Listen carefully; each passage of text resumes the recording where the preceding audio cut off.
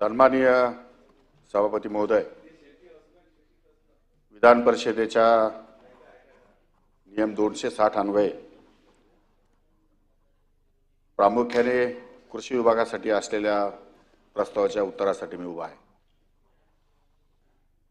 सदर प्रस्तावाच्या अनुषंगाने विरोधी पक्षनेते सन्माननीय अंबादासजी दानवे बोलले श्री अभिजित वंजारी, सन्माननीय श्री शशिकांतजी शिंदे, सर्वशी सदस्य सन्माननीय श्री प्रवीण दरेकर, श्री विक्रम काळे, सन्माननीय सदाभाऊ खोत, सन्माननीय राजेश राठोड, सन्माननीय कृपाल तुमाने,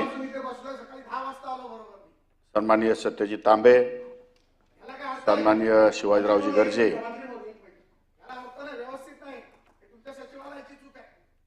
अभ्यास करून येतो इथे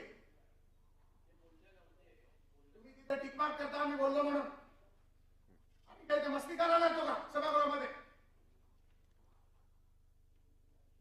सन्माननीय सभासद बोलले या विषयावर 260 वर त्यांनी प्रस्ताव दिलाय का? नाही दिलेला आहे ना?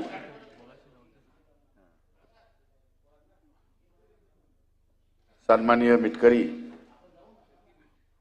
सन्माननीय भुजबळजी या अनेक सन्माननीय इत्यादी सदस्यांनी या ठिकाणी मुद्दे उपस्थित केलेले आहेत किंवा त्यांची भूमिका या ठिकाणी त्यांनी मांडलेली आहे।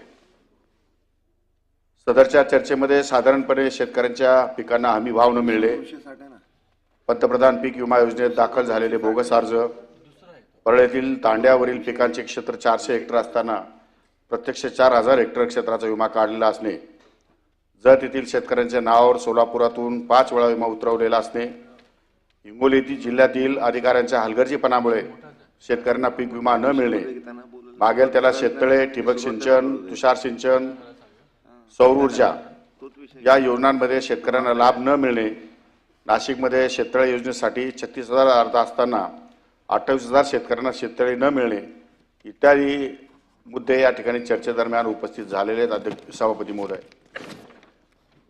सभापती महोदय, राज्य शासनाची घोषणा आहे की मागेल त्याला शेततळे या योजनेमध्ये सर्वसाधारणपणे 75,000 रुपयाचं अनुदान या ठिकाणी शासनाने देऊ केलेलं आहे आणि वन विभागाच्या योजनेमध्ये मात्र 3 लाख रुपये अनुदान या ठिकाणी असते। त्यामुळे साहजिकच शेतकऱ्यांच्या संदर्भामध्ये काही रोष आहे की तेवढ्या किमतीमध्ये या ठिकाणी वंतळ होत नाही। त्याचप्रमाणे नव्याने आता या ठिकाणी प्रस्ताव आम्ही या ठिकाणी सादर केलेला आहे। तेलंगणामध्ये 100% अनुदान या ठिकाणी देण्याचा जो मुद्दा आहे तोही या ठिकाणी मांडलेला आहे सन्माननीय सदस्यांनी। मागेल त्याला शेततळे या योजनेअंतर्गत वैयक्तिक क्षेत्रास किमान रक्कम आपण 14,443 रुपये देतो व कमाल 75,000 इतके अनुदान देण्यात येते।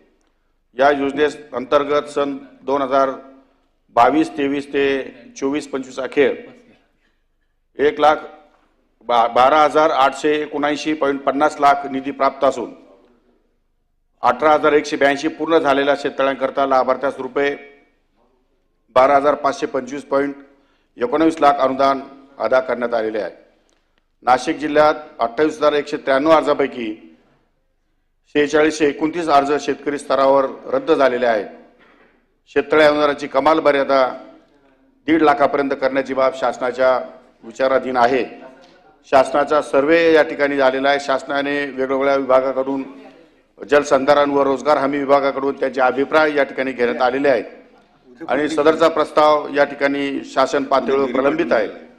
त्यामुळे हा प्रस्ताव प्राप्त झाल्यानंतर या शेततळ्याच्या अनुदानामध्ये निश्चितपणे अध्यक्ष महोदय वाढ करण्यामध्ये आम्ही या ठिकाणी पुढाकार घेऊ।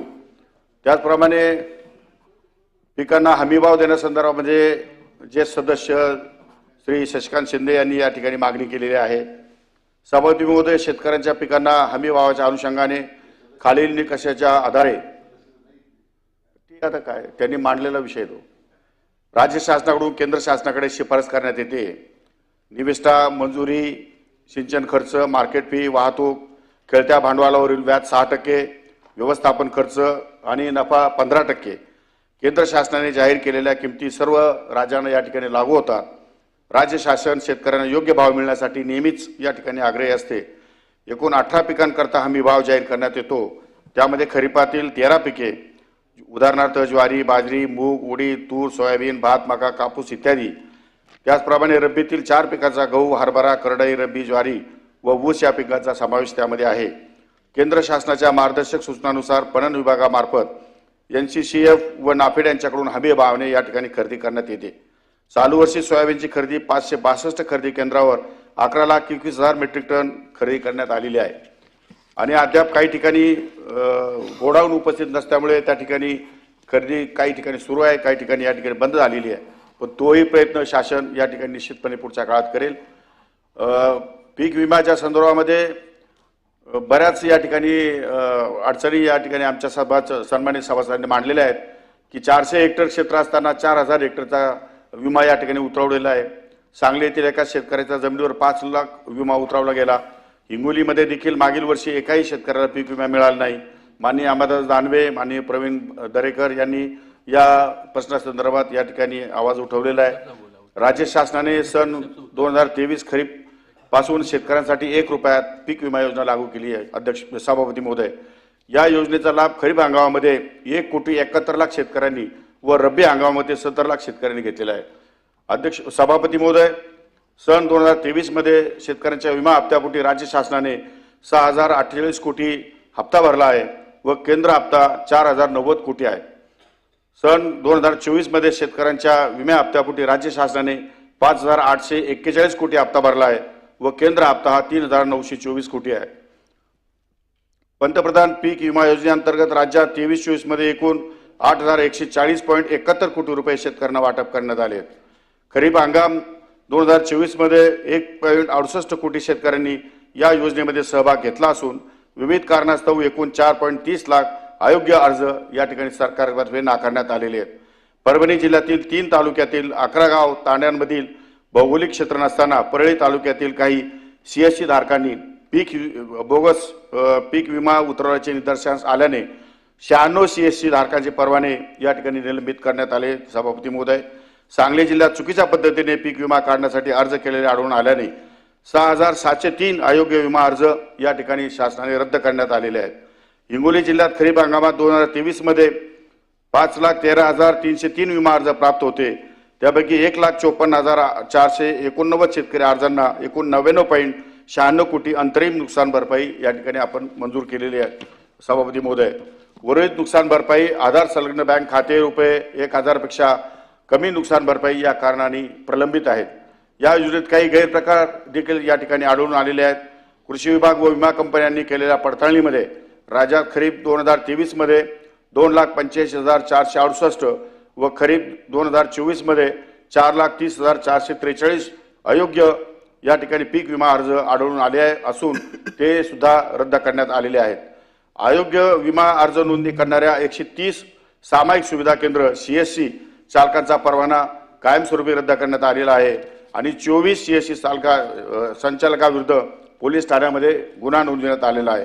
बोगस विमा नोंदणी संदर्भात जिल्हाधिकारी यांच्या अध्यक्षतेखाली जिल्हास्तरीय समितीद्वारे संबंधित अर्जदारावर कारवाई करण्याबाबत कृषी विभाग क्षेत्रीय अधिकाऱ्यांना या ठिकाणी निर्देशित करण्यात आलेला आहे.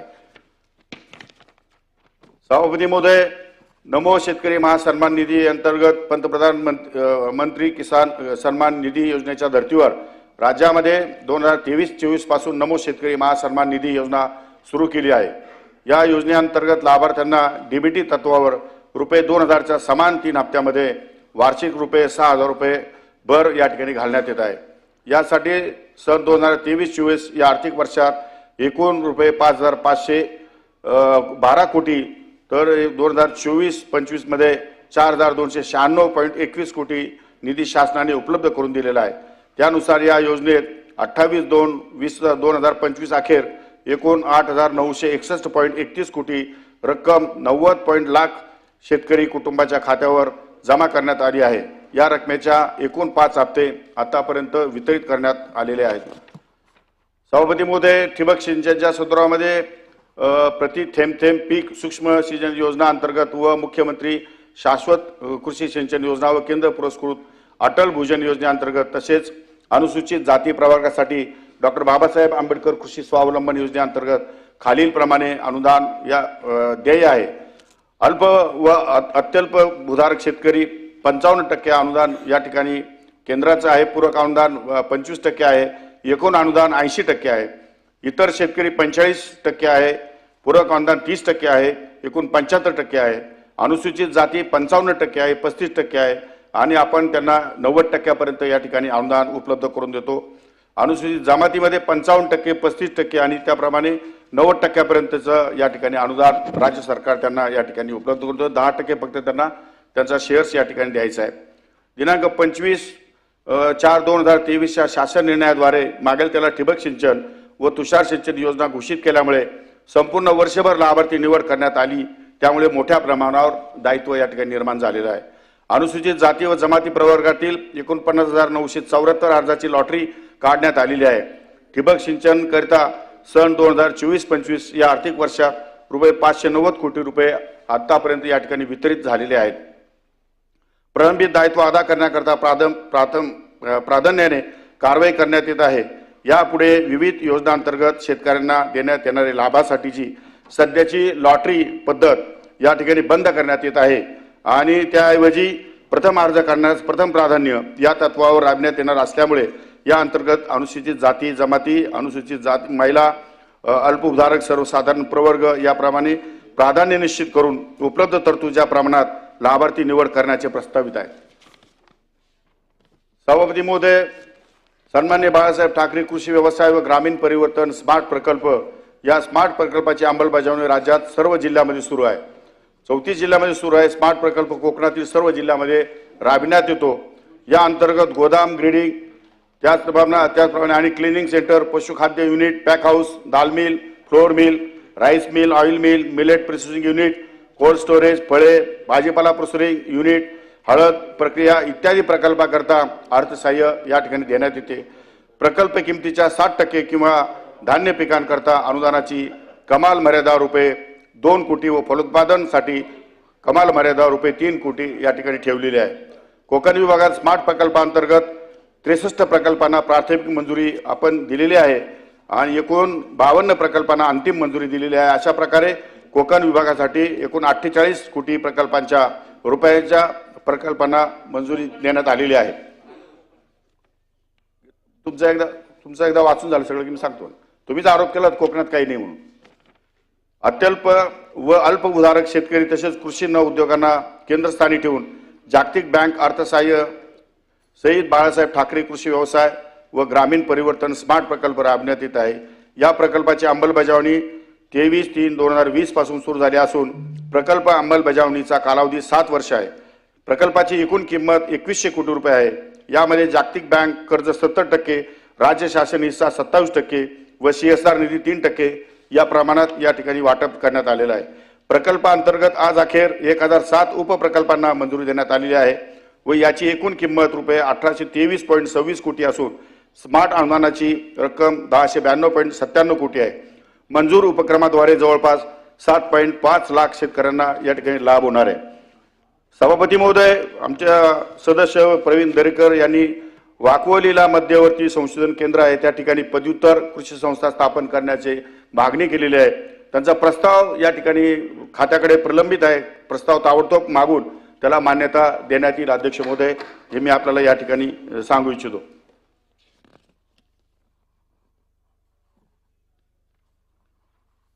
सभापती महोदय, नानाजी देशमुख कृषी संजीवनी प्रकल्प पोखरा या संदर्भामध्ये 6000 कोटी किमतीचा पोखरा टप्पा 2 राबविण्यास तत्वतः कॅबिनेटने मान्यता दिलेली आहे.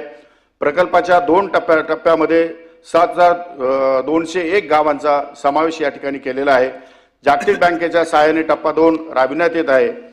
ही योजना जागतिक बँकेच्या मार्गदर्शक सूचनांनुसार हवामानावर आधारित निकषांच्या आधारे गाव निवड करण्यात आलेली आहे. प्रकल्पाचा पहिला टप्पा यशस्वी झाल्याने सन्माननीय सदस्यांनी त्यांच्या मतदारसंघातील गावांचा या योजनेमध्ये समावेश करण्याबाबत आग्रहाने या ठिकाणी मागणी केलेली आहे. त्या अनुषंगाने नानाजी देशमुख कृषी संजीवनी प्रकल्पाच्या धर्तीवर स्वतंत्र योजना सुनिश्चित करण्याचा विचार राज्य सरकार करत आहे. कारण शेवटी बऱ्याचशा आमच्या सन्माननीय सदस्यांना त्यांच्या मतदारसंघामध्ये पोखराच्या धर्तीवर गावांमध्ये त्यांचा समावेश करावा अशी त्यांची सातत्याने मागणी असते आणि दुर्दैवानं म्हणा किंवा सुदैवानं म्हणा जागतिक बँकेच्या निकषानुसारच या ठिकाणी गावं निवडली जातात. सरकारला त्यामध्ये फार या ठिकाणी हस्तक्षेप करण्याची संधी नाही.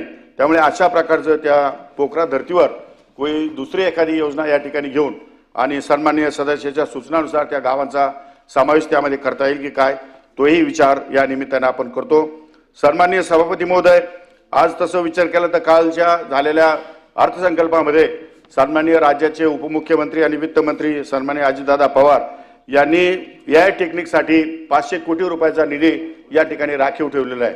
या सरकार सन्माननीय मुख्यमंत्री देवेंद्रजी फडणवीस यांच्या नेतृत्वाखाली काम करत असताना त्यांनी जाणीवपूर्वक या शेतकऱ्यांना तांत्रिक शेती करण्यासाठी आणि नवीन टेक्निक आत्मसात करण्यासाठी वेगळ्या प्रकारचा निधी या ठिकाणी शासनाने उपलब्ध करून दिला आहे.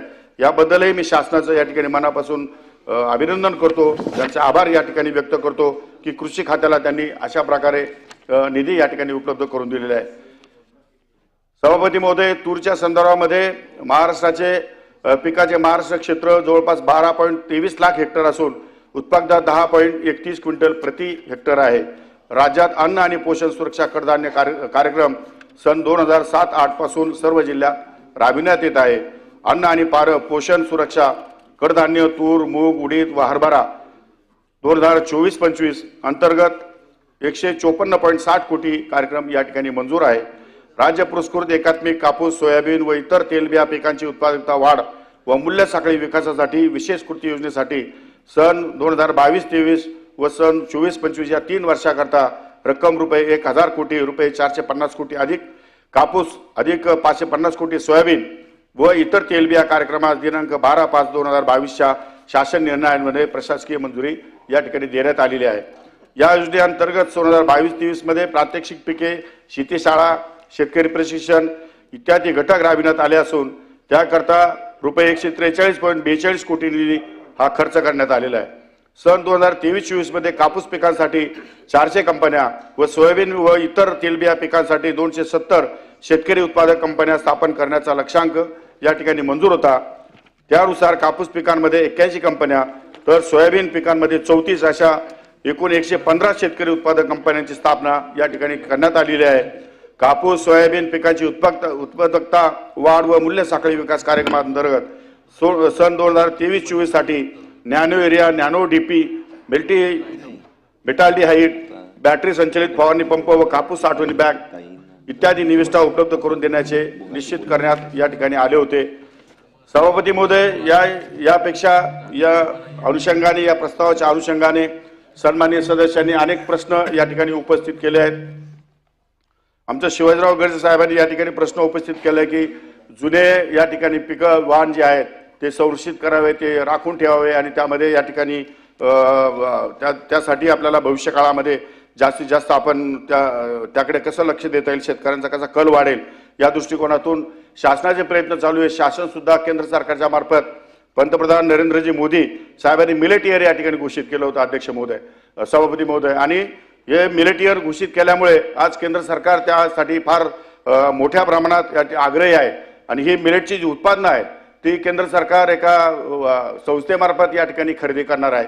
त्यामुळे मोठ्या प्रमाणामध्ये जुन्या वाहनांचं आपण या ठिकाणी निश्चितपणे संवर्धन करण्याचा विचार राज्य शासनाचाही आहे आणि केंद्र सरकारही त्या संदर्भात अतिशय गांभीर्य या ठिकाणी केंद्र सरकारचं आहे.